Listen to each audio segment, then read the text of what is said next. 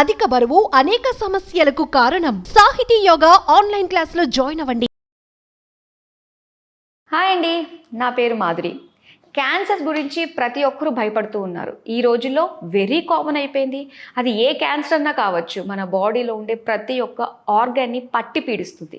So ఇందులో భాగంగా cancer in women, మరి ఉమెన్కి సంబంధించి చాలా రకాల క్యాన్సర్స్ ఉన్నాయి. సో వాటిని ఏ విధంగా గుర్తించాలి, సకాలంలో మనం ట్రీట్మెంట్ తీసుకోవడం వల్ల దాని నుంచి ఏ విధంగా బయటపడవచ్చు, ఇలాంటి ఎన్నో ఆసక్తికరమైన కావాల్సిన విషయాల గురించి మనకు తెలియజేయడానికి మనతో పాటు ఉన్నారు ప్రముఖ చీఫ్ సర్జికల్ ఆంకాలజిస్ట్ డాక్టర్ మోహన వంశీ గారు and from Gachibowli omega hospitals. So doctor గారితో మాట్లాడి మనకి ఉన్న ఎన్నో క్వశ్చన్స్కి వాటి యొక్క ఆన్సర్స్ తెలుసుకునే ప్రయత్నం అయితే ఇప్పుడు మనం చేద్దాం. నమస్కారం డాక్టర్ గారు. డాక్టర్ గారు, నిజంగా క్యాన్సర్ అంటే వెరీ కామన్ అయిపోయింది. ఒకప్పుడు జ్వరం, జలుబు, దగ్గు ఎలా ఉండేదో ఈ రోజుల్లో క్యాన్సర్ అన్నది అంత కామన్గా వినిపిస్తుందండి. ముఖ్యంగా ఏంటంటే ఆడవాళ్ళలో కనిపించే బ్రెస్ట్ క్యాన్సర్, ఇది ఈ మధ్యకాలంలో బాగా వింటూ ఉన్నాం. ఎవరిని అడిగినా 10 మందిలో 3 మాత్రం బ్రెస్ట్ క్యాన్సర్ ఉంది అని చెప్పేసి అంటూ ఉన్నారు. రీజన్స్ ఏంటంటారు అసలు? బ్రెస్ట్ క్యాన్సర్ మీరు అన్నట్టు చాలా కామన్గా కనబడుతుందండి. ఇండియాలో ICMR, Indian council for medical research, New Delhi వారి ఎస్టిమేట్ ప్రకారం ఇయర్ 2022 అంటే అబౌట్ 3 years బ్యాక్, ఇయర్ 2022లో 2,24,000 న్యూ బ్రెస్ట్ క్యాన్సర్ పేషెంట్స్ భారతదేశంలో డయాగ్నోస్ చేయబడ్డాయి. అండ్ ఇంకొక క్రూడ్ ఎస్టిమేట్ ఏంటంటే ప్రతి సంవత్సరం 50,000 ఇంక్రీజ్ అవుతుందంట. అంటే ఈ ఇయర్ 3,24,000, నెక్స్ట్ ఇయర్ 3,74,000, అంత ర్యాపిడ్గా బ్రెస్ట్ క్యాన్సర్ ఇన్సిడెన్స్ పెరిగిపోతుందని ఒక అంచనా కూడా వేస్తున్నారు. అంటే ఈ మిగతా క్యాన్సర్స్ పోల్చినట్టయితే బ్రెస్ట్ క్యాన్సర్ ఇన్సిడెన్స్ చాలా ఎక్కువగా ఉంటుంది. In fact it's a commonest cancer now. ఇంతకుముందు కాలంలో గర్భసంచి ముఖద్వార క్యాన్సర్ కామన్గా చూసేవాళ్ళం, ఇప్పుడు it has come down. So breast cancer is the commonest cancer.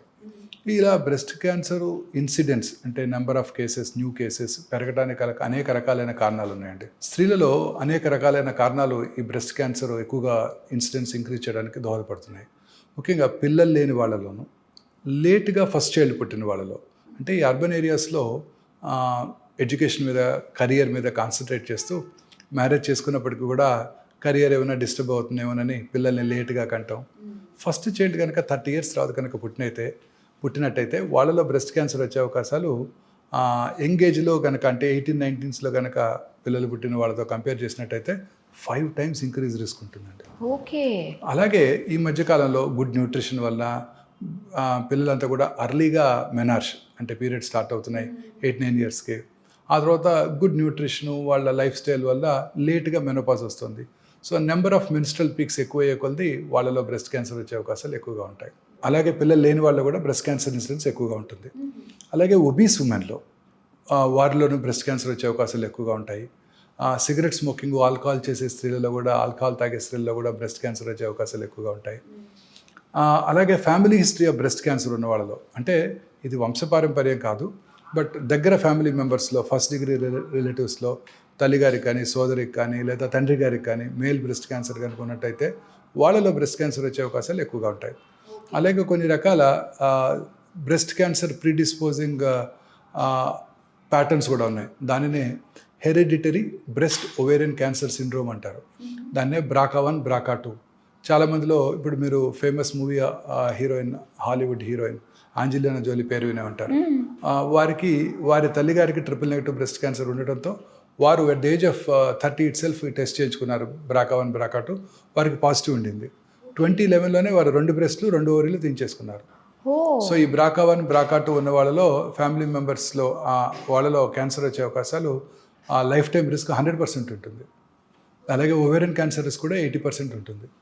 మన మధ్య మన తెలుగు మూవీ హీరోయిన్ హంసా నందిని, వారికి కూడా వెరీ యంగ్ ఏజ్లో బ్రెస్ట్ క్యాన్సర్ వచ్చింది. వారి టెస్ట్ చేయించుకొని వారికి పాజిటివ్ ఉందని వారే అనౌన్స్ చేశారు, BRCA1 పాజిటివ్ ఉందని. సో వీళ్ళలో ఆపోజిట్ సైడ్ బ్రెస్ట్ క్యాన్సర్ వచ్చే అవకాశాలు, ఓవేరియన్ క్యాన్సర్ వచ్చే అవకాశాలు కూడా ఎక్కువగా ఉంటాయి. ఓకే. సో ఈ వయసు పెరిగే కొలది బ్రెస్ట్ క్యాన్సర్ వచ్చే అవకాశాలు కూడా ఎక్కువైపోతాయి. సో లాంజివిటీ పెరిగిపోతుంది. భారతదేశంలో స్వాతంత్రం వచ్చినప్పుడు longevity was hardly 39 years. Now it is 71 years. So longevity పెరిగే కొలది క్యాన్సర్ వచ్చే అవకాశాలు ఎక్కువగా ఉంటాయి. సో 80 years వయసున్న స్త్రీలు, ఉదాహరణకి అమీర్పేటలో 100 మంది ఉన్నారనుకోండి, వారిలో 10 మందికి బ్రెస్ట్ క్యాన్సర్ ఉంటుంది. 90 years వయసున్న స్త్రీలు అదే ఏరియాలో 100 మంది ఉన్నారనుకోండి, వారిలో 16 మందికి బ్రెస్ట్ క్యాన్సర్ ఉంటుంది. సో వయసు పెరిగే కొద్దీ బ్రెస్ట్ క్యాన్సర్ వచ్చే అవకాశాలు పెరిగిపోతాయి. మీరు చెప్పిన దాన్ని బట్టి చూస్తుంటే ఏంటంటే బ్రెస్ట్ క్యాన్సర్ అనేది ఒక ఏజ్ దాటిన తర్వాత ఉన్న వాళ్ళకి స్కోప్ ఎక్కువ ఉంది, వాళ్ళకి రావడానికి chances. Right, that doesn't mean that చిన్నపిల్లలు రాదని కాదు.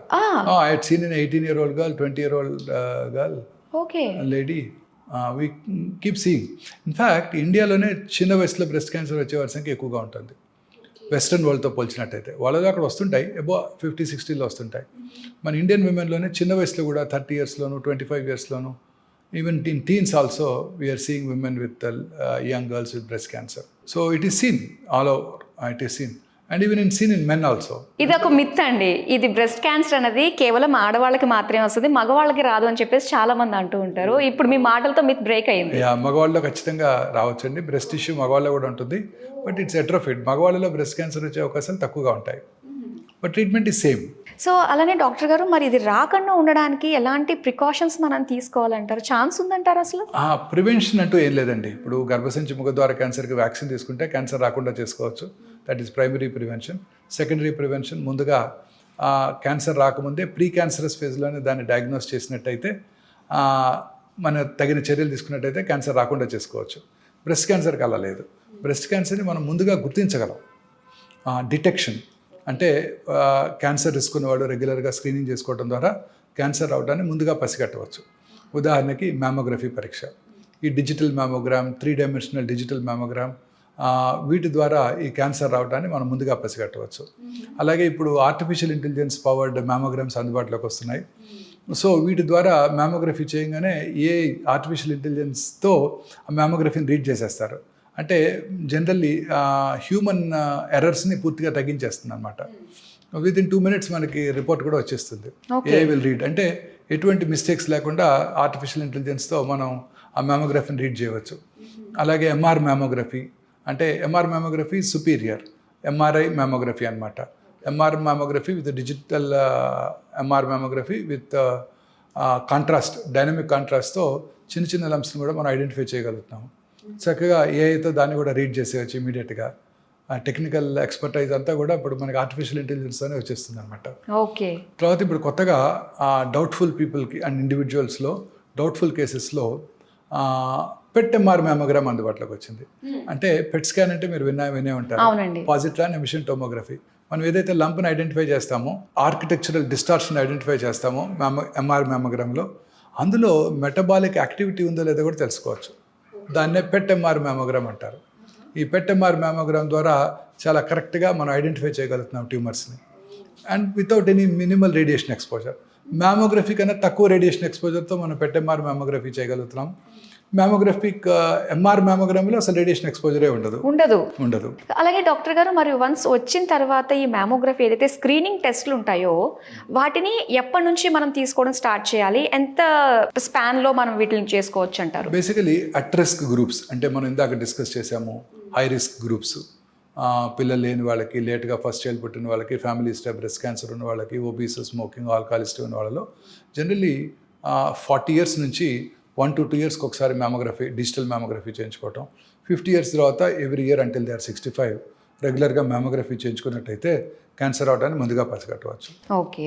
సో డాక్టర్ గారు, చాలా మనకి డౌట్స్ ఉంటూ ఉంటాయి. So most common, uncommon myths గురించి నేను కొన్ని అడుగుతానండి ర్యాపిడ్ ఫైర్గా. సో దానికి మీరు ఆన్సర్ చేయాలి. సో ఫస్ట్ క్వశ్చన్ ఏంటంటే, బ్రెస్ట్ క్యాన్సర్ మగవాళ్ళకి రాదు. రాంగ్. బ్రెస్ట్ క్యాన్సర్ మగవాళ్ళు కూడా వస్తుంది, బట్ స్త్రీలతో పోల్చినట్టయితే మగవాళ్ళలో వచ్చే అవకాశాలు తక్కువ. ఓకే. అంటే ఏదన్నా చిన్న లంప్ ఉంటే అది ఖచ్చితంగా క్యాన్సర్ అవుతుంది? No, not necessary. రకరకాల లంప్స్ వస్తుంటాయి. ముఖ్యంగా టీనేజ్లో normal lumps are more commoner. 30 years తర్వాత కనుక లంప్ వచ్చినట్టయితే ఖచ్చితంగా పరీక్ష చేసుకోవాల్సి ఉంటుంది. ముందు కూడా లంప్ ఉన్నట్టయితే ఖచ్చితంగా డాక్టర్తో, వాళ్ళ ఫ్యామిలీ ఫిజిషియన్తో కానీ సర్జన్తో కానీ పరీక్ష చేయించుకోవడం చాలా ఇంపార్టెంట్. పెద్ద వయసులో కనుక లంప్ వచ్చిందంటే 80% అశ్రద్ధ చేయకూడదు. ఇమీడియట్గా దగ్గరలో ఉన్న ఆంకాలజిస్ట్ని కలిసి అది క్యాన్సర్ కాదు అని నిర్ధారణ చేసుకోవాలి. Okay. Unless proven otherwise after 30 years no lump should be considered safe. Okay. So ఇది point to be noted. So next, bra వల్ల కూడా క్యాన్సర్ వచ్చే అవకాశం ఉంది? No, emphatic no. Okay.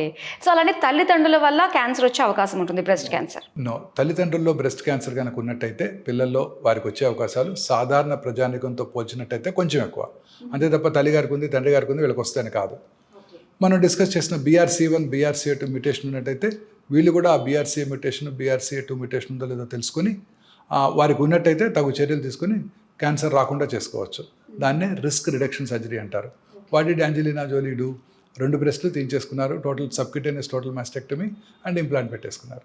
So ఇంకోటి 5 అన్కామన్ మిత్స్ గురించి ఇప్పుడు నేను అడుగుతానండి. సో అందులో డియోడ్రెంట్ వల్ల క్యాన్సర్ వచ్చే అవకాశాలు ఉంటాయి? నో, లేదు. ఓకే. సో ఇంప్లాంట్స్ వల్ల కూడా క్యాన్సర్ వచ్చే అవకాశాలు ఉంటాయి? లేదు. Olden days there were some implants which are used. ఆ ఇంప్లాంట్స్ వల్ల బ్రెస్ట్ క్యాన్సర్ రాదు. Some sort of reaction can cause soft tissue cancers అని అనుకున్నారు, సాఫ్ట్ టిష్యూ సార్కోమాస్ అని. But those implants were banned long back, 2 decades back itself. They are not used anymore. So presently available ఇంప్లాంట్స్తో క్యాన్సర్ వచ్చే అవకాశం లేదు. అమ్మయ్య. అయితే బ్రెస్ట్ క్యాన్సర్ అంటూ వ్యాధి అంటున్నారు? లేదు. ఏ క్యాన్సర్ అంటువ్యాధి కాదు. అంటువ్యాధి అయితే మేము బతుకుండేవాళ్ళం కాదుగా ఆంకాలజిస్ట్. అంటే చిన్నపిల్లలో బ్రెస్ట్ క్యాన్సర్ రాదు? నో, చిన్నపిల్లల్లో కూడా బ్రెస్ట్ క్యాన్సర్ రావచ్చు. 10 ఏళ్ల ఆడపిల్ల కూడా నేను బ్రెస్ట్ క్యాన్సర్ చూశాను. 18 years ఉన్న వాళ్ళని చాలామందిని చూశాను. ఈ మధ్యకాలంలో భారతదేశంలో ముఖ్యంగా ఈ చిన్న వయసులో బ్రెస్ట్ క్యాన్సర్స్ ఎక్కువగా వస్తున్నాయి. So many unmarried girls whom I have seen had breast cancer. అలాంటి కేసెస్ కనుక మనం చూసినట్టయితే ఇమీడియట్గా వారికి జెనెటిక్ ప్రొఫైలింగ్ చేసుకోవాలి. BRCA1 BRCA2 మ్యూటేషన్ అనాలిసిస్ చేయించుకొని అవి కనుక ఉన్నాయో లేవో చూసుకోవాలి. BRCA1 BRCA2 తల్లిగారికి ఉంటేనే వస్తుందని కాదు, తల్లిగారికి లేకపోయినా వాళ్ళకి రావచ్చు. అంటే వాళ్ళలో ఆ మ్యూటేషన్ జరిగింది, ఆ మ్యూటేషన్ వల్ల వాళ్ళకి క్యాన్సర్ వచ్చింది. వాళ్ళకి వచ్చినప్పుడు వాళ్ళ పిల్లలు, వాళ్ళ సోదరులు కూడా అట్ రిస్క్, వాళ్ళు కూడా చెక్ చేయించుకోవాలి. డాక్టర్ గారు, అలానే క్యాన్సర్ని డయాగ్నోస్ చేసే బయోప్సీ, నీడిల్ బయోప్సీ చేయించుకోవాలని చెప్పేసి అంటుంటారు. దానివల్ల కూడా క్యాన్సర్ పాకిపోతుంది అని చెప్పేసి ఒక ఇది అపోహ అండి. ఓకే. బ్రెస్ట్ క్యాన్సర్ని డయాగ్నోస్ చేయడానికి నీడిల్ బయాప్సీ తప్పనిసరి. కోర్ బయాప్సీ అని కూడా అంటాం. Ultrasound guided core biopsy, mammographic guided core biopsy చేస్తుంటాం. ఈ బయాప్సీ చేయడం వల్ల క్యాన్సర్ అప్స్టేజ్ అవటం, అంటే క్యాన్సర్ పాకిపోవడం అనేది జరగదు. క్యాన్సర్ని గుర్తించాలంటే బయాప్సీ తప్పనిసరి. బయాప్సీ లేకుండా క్యాన్సర్ని గుర్తించలేము. ఎక్కడ కూడా మీరు మీ ఇంట్లో మీరు బిర్యానీ తయారు చేసినా ఒక ముద్ద తినకుండా టేస్ట్ చెప్పగలరా? చెప్పలేరు. ఒక ముద్ద తింటే టేస్ట్ పాడైపోతుందా బిర్యానీది? పాడదు. ఇది కూడా అంతే. ఏ రకంగానూ అది అప్స్టేజ్ చేయదు, ఏ రకంగానూ పాకిపోయే అవకాశాలు లేవు. ఇదంతా కూడా కామన్ మిత్. నీడిల్ పెట్టి పుడుస్తారా, తేనెతొట్టుని కదిలిస్తే పాకిపోతుంది కదా, అలా పాకిపోతుంది కదా డాక్టర్ గారు అని అడుగుతుంటారు. రాంగ్. It's a myth. నిజమేంటంటే బయాప్సీ చేయడం వల్ల క్యాన్సర్ ఎప్పుడూ పాకదు, ఎక్కడ బయాప్సీ చేసినా కూడా. సో బ్రెస్ట్ క్యాన్సర్కి సంబంధించి అవి రాకుండా ఉండడానికి వచ్చిన తర్వాత ఎలాంటి స్క్రీనింగ్స్ ఎప్పుడెప్పుడు చేయించుకోవాలి, అలాగే ర్యాపిడ్ క్వశ్చన్స్కి చాలా చక్కగా ఆన్సర్ చేసినందుకు thank you so much doctor గారు. Thank you ma'am.